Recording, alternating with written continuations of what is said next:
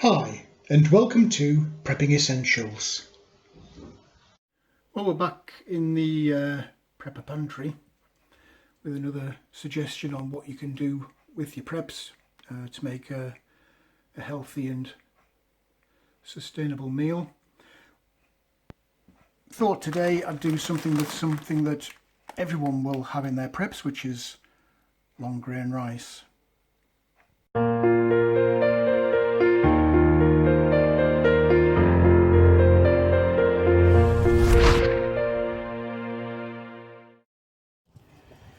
You might remember from previous videos about growing vegetables in a small space.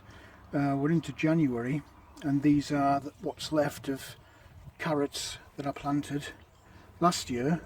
They've been out all the way through winter, and we've got some garlic in here as well and onions. So it just goes to show you can grow in a small space, and more importantly you can keep the crop for quite a long time. And we're going to be using some carrots in the recipe today. When it comes to cooking with rice, there's lots and lots of different recipes. I keep a variety of meals in a tin, so I've got tins of curry, I've got tins of chili con carne, and you can of course make it yourself with your own fresh ingredients, which is actually what I'm going to do today.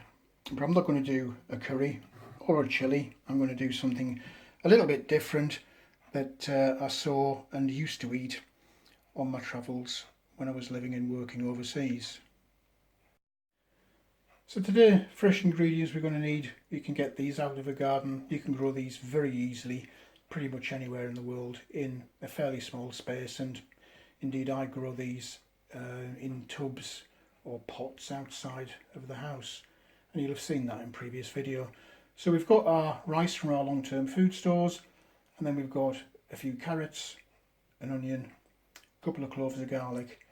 We do need some meat, and you can't really use canned meat for this, so you are going to need some kind of fresh meat. If you're into the prepping lifestyle, you might have seen in a previous video I did a topic on the subject of hunting or rearing your own meat. Clearly raising cows and sheep is a little bit different and difficult, so you'd go for something a little bit smaller. Small game that you could find by hunting locally, or indeed perhaps you could rear these yourselves. If you don't like the sight of a dead animal, then look away now. Just give you a minute to do that. Today, as a substitute for beef or lamb, I'm actually going to use this rabbit.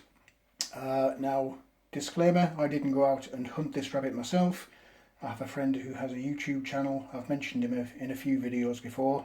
Channel name is COVID Hunter, and he kindly donated the rabbit for me. So if you're interested in hunting and butchering and cooking with small game, then I suggest you go along and have a look at his channel. You'll find lots of options for a variety of different types of game. So today we're going to be making something called plov, which is a Central Asian dish. It consists of some meat. They normally use beef or lamb, but you can use chicken, and in this case I'm going to use rabbit. And then from our stores or from our prepper garden, we're going to use very simple ingredients: rice, carrot, onion and garlic.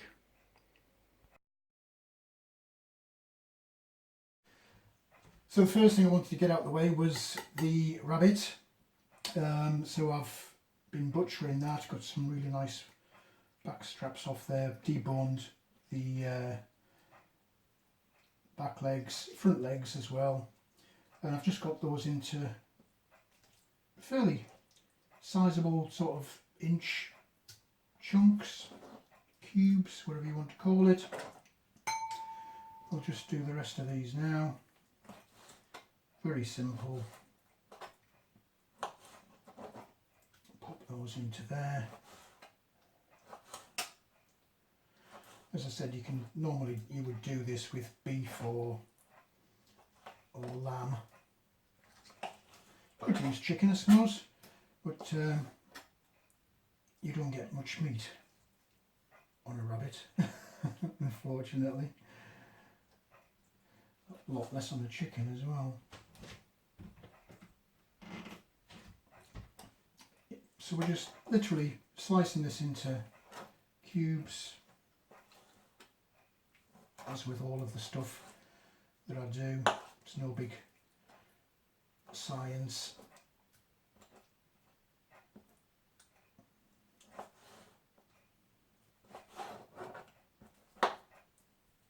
A little bit of sliver of bone there. Shame on me.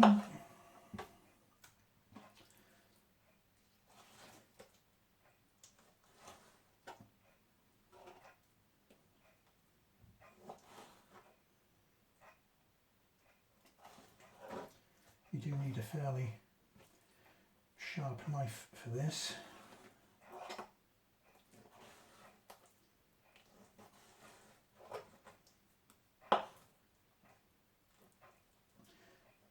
If you don't know where the meat comes from, you certainly do now.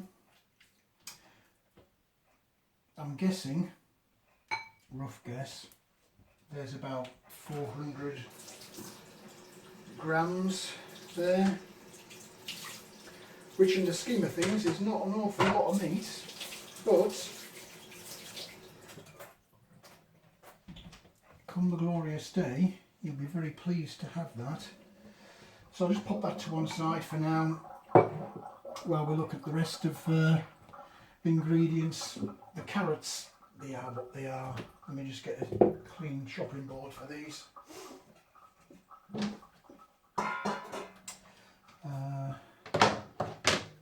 Again, there's no great science involved in this. I'm sure you've all been able to peel carrots.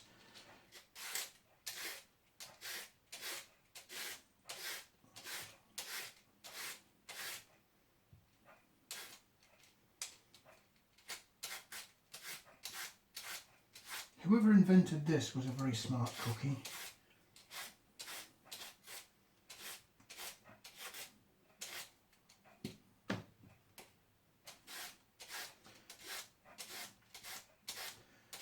I've got, again, around 400 grams of carrots here.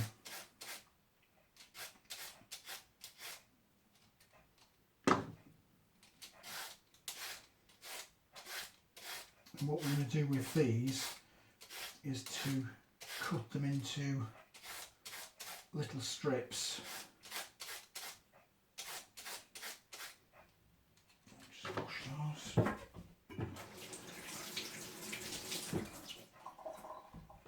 And top and tail them.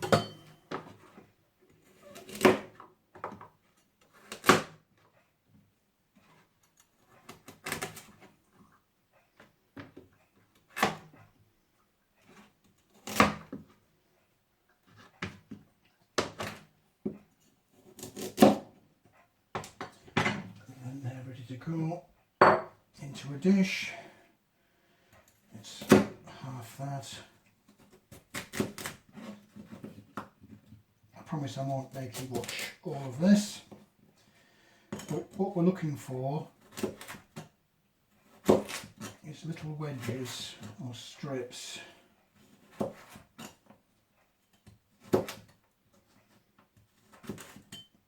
Something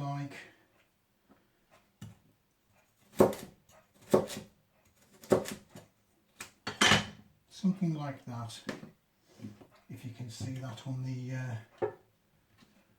video. That's what we're looking for.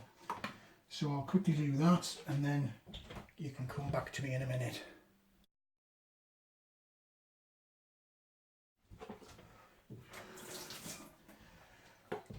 Okay, so same again, I've just peeled the outer skin off the onion.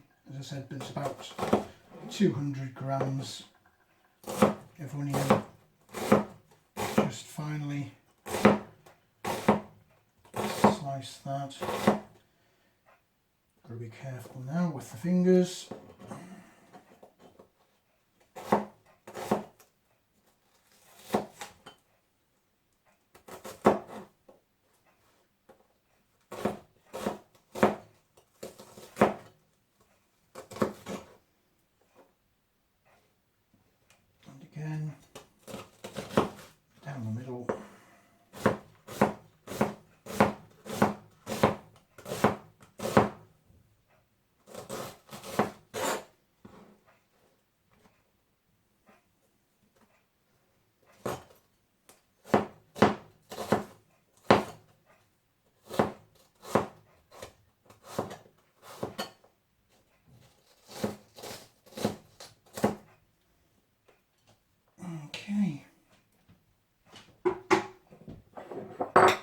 just separate those out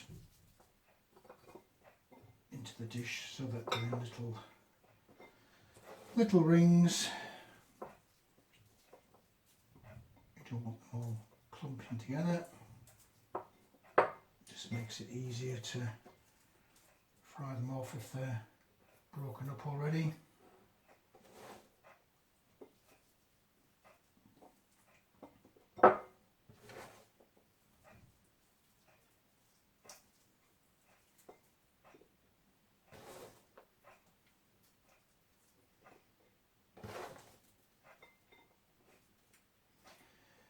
So the only other ingredient we've got, apart from your condiments of course,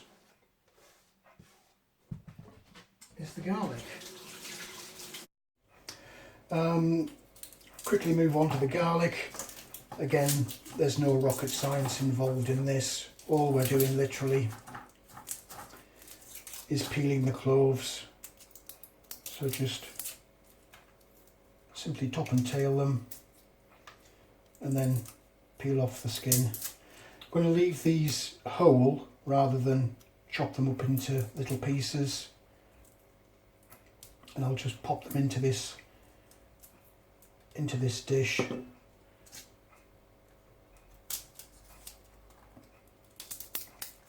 In the traditional Central Asian versions of plov, they actually leave the whole bulb in. They just pop the bulb in like that and let it cook, and then as the garlic cooks at the end of the meal, they just pop the garlic out. A bit too fiddly for me to do in this one pot meal, and it's much easier to just pop in whole cloves of garlic, he says as he tries to peel them. So yeah, I won't make you watch me do all of these. We can come back to this once they're ready to go into the pan.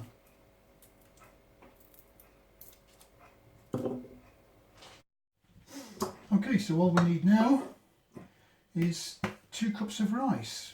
You can use pretty much any kind of rice you like for this. It just so happens that I store long grain rice, so that's what I'm going to use. Ratio of this will obviously depend on how many people it is that you're wanting to feed. There's a good meal for 2 here, possibly 3, with the ingredients I have. So just to run through those, we've got 2 cups of rice. We've got 200 grams of onion, a couple of whole garlic bulbs. We've got 400 grams of carrots cut into these little strips, sticks, whatever you want to call them. And then we've ended up with, in terms of chunks of meat off our rabbit, there's 400 grams there. But as I said, you can experiment with this yourself as to how much you might need depending on how many people you might want to feed. The only thing over and above this really is condiments. Now I will be using a few of those. I'll be using half a teaspoon of ground cumin. I'll be using half a teaspoon, maybe a little bit more because I don't mind pepper, black pepper, and then there'll be some salt both when I cook the rice and in the actual dish itself. So we've got our ingredients there ready to go. Only other thing which I forgot, but it should be obvious really, we'll need some vegetable oil to fry off the meat. So that's the ingredients ready. All we need to do now is to get cooking, and first and foremost of that is washing this rice. Bit of a teach your granny to suck eggs here, but rinsing the rice, all you need to do literally, where it says on the tin, put it into a bowl and just swish it around. You'll see that, maybe not in this light, you'll see that the the water turns very cloudy as the starch comes off the rice, along with any dust or anything else that might be on it as it comes from the factory.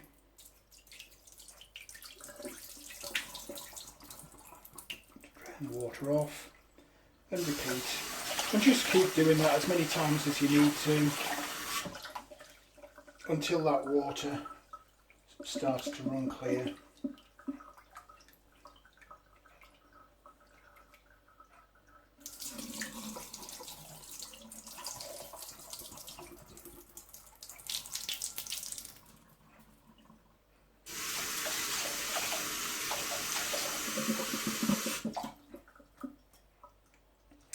I'll keep doing this rather than bore you, and we'll move on to the next step as soon as I've finished with this rice. I've set the rice aside for the moment and just put the pan on. I try to do one pot cooking as much as I can. It saves on use of energy and it saves on washing up. So I'm just going to put in the bottom of the pan about 1/4 of a cup, thereabouts, of vegetable oil, and get that up to temperature. It needs to be hot so that when we put our rabbit meat in, it'll sear and start to brown off. And literally all we're going to do once this reaches temperature is to pop in the rabbit meat and cook that for about 15 minutes on a high heat until it's nice and browned. Okay, so the pan is up to temperature. All we need to do is drop in the rabbit. It'll spit a little bit, but it's supposed to. Quickly stir that around so it doesn't stick to the bottom. Get all of the meat coated in the oil.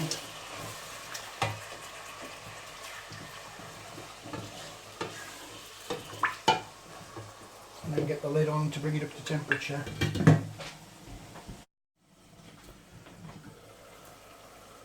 This reaches temperature very quickly. So all we're going to do for the next 10 to 15 minutes is keep an eye on this, keep stirring it around so it's nicely browned off, and we'll be ready to add our next ingredient. As soon as that's had its time, I'll come back and you can see me add the next ingredient, but do stay with this. It does need constant attention and constant stirring around because we're dealing with oil obviously at high temperature, so you don't want to go wandering off and leaving this. But as soon as it's ready for the next ingredient, we'll come back to it. Well, it's been almost 15 minutes now, and you can actually tell that the meat is starting to brown off nicely. The water that was in the meat is evaporating away, and you're left with more of the oil rather than the water. So we're ready now to add the next ingredient, which is the onion. So we'll just pop that in.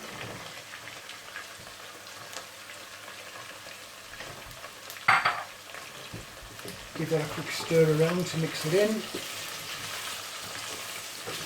And we're essentially doing the same now. We're just letting this sit for 10 to 15 minutes while the onion browns off and reduces down a little bit. So again, once we reach that stage, I'll come back and show you the next ingredients going in.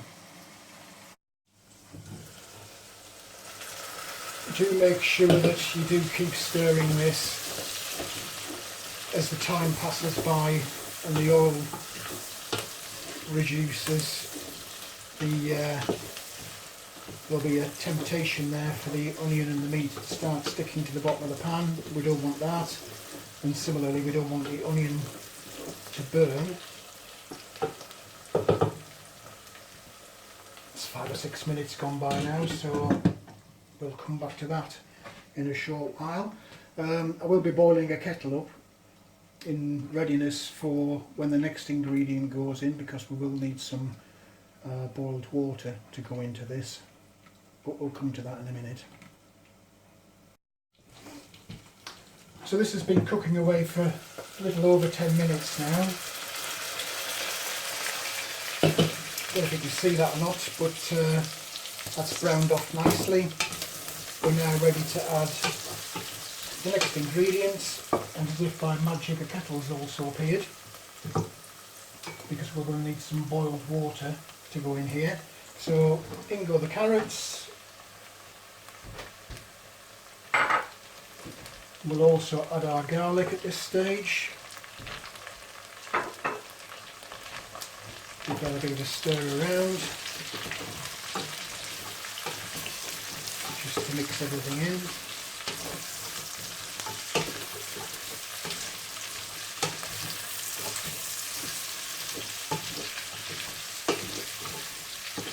Once we're confident that everything's mixed through,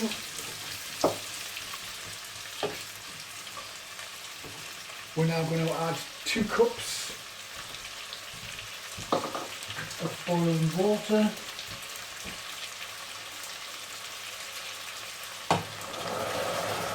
Bit of a difference in sound there as that boiled water goes in.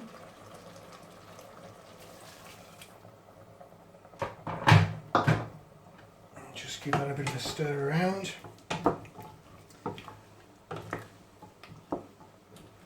Now I did sheet a little bit here with the condiments, the black ground pepper, the salt and the turmeric, so that can all go in as well,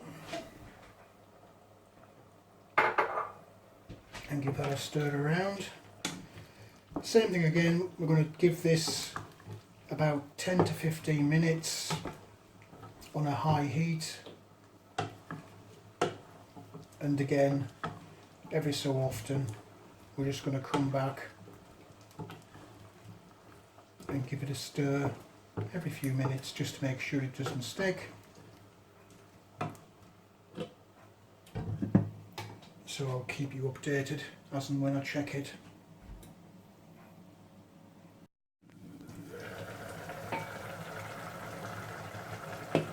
As I said earlier, do keep an eye on this. Keep stirring it around. We have got quite a bit of liquid in here, so there's not too much of a chance of it sticking. But every couple of minutes, just give it a quick stir around, just to be on the safe side. It's only had 5 minutes, so a little bit of a way to go yet. It does generally take most of the 15 minutes at this stage to get everything softened up. Okay, so that's been going for just coming up to 15 minutes there. You can see that, or perhaps not with all this steam, you can see that the liquid's reduced quite considerably, so we will need to top it up. Just give it a final stir through, make sure that everything's nicely mixed in.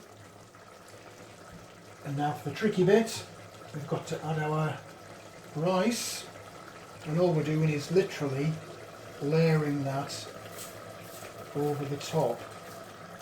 And what we're trying to create with this is a solid layer of rice across the top of our liquid. So we'll just spread that across so that it's all the way around, and we're going to need to add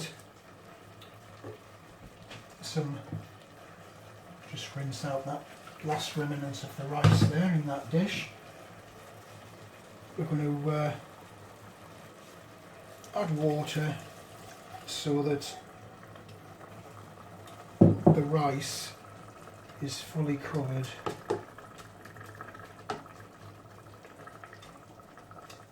So we need a little bit more in there. I'll just do that over the top of the spatula so I don't put a hole in the rice when I add the water. Just gently does it. We just literally want it to cover the surface, and the rice will absorb all of that liquid. It's on a medium heat.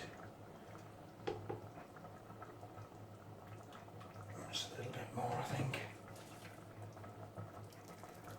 It shouldn't be more than another cup that we're adding, but everything just needs to be covered with the rice. Not sure if you can see that or not on the camera, but we've got maybe half a centimetre to a centimetre over the top. So put that back on, and we're looking for 15 minutes, just slightly reduce the heat so it's just round about medium, and we'll let that cook away.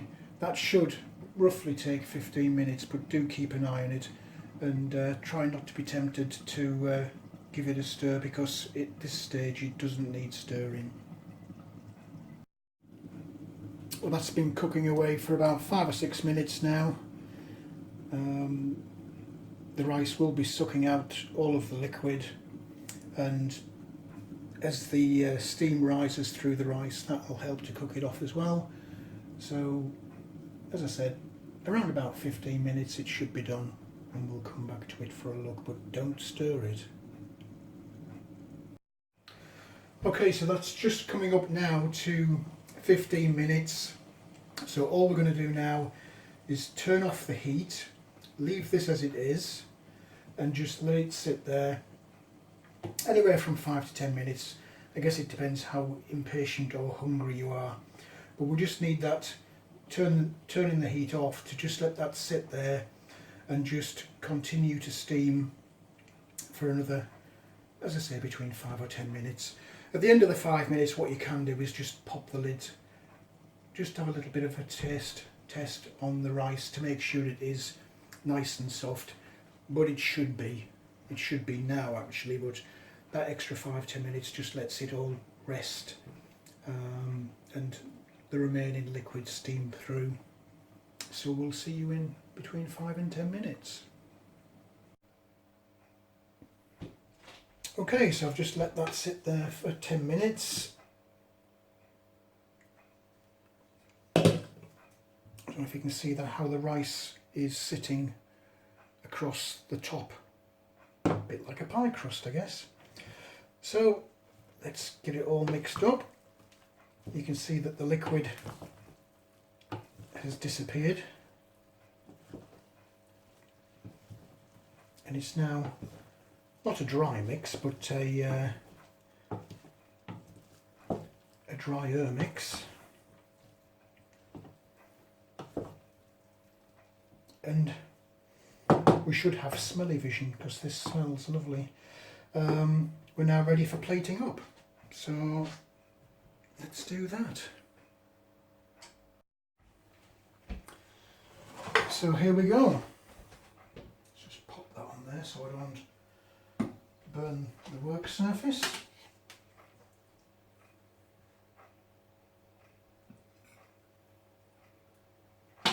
Make sure I get plenty of meat.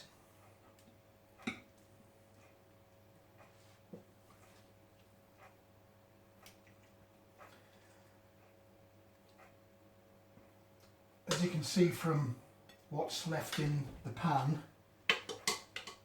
this is a substantial meal. Again, there's easily 2 large portions for 2. I would tend to say that there's probably closer to 3 portions in that. Let's pop the lid back on.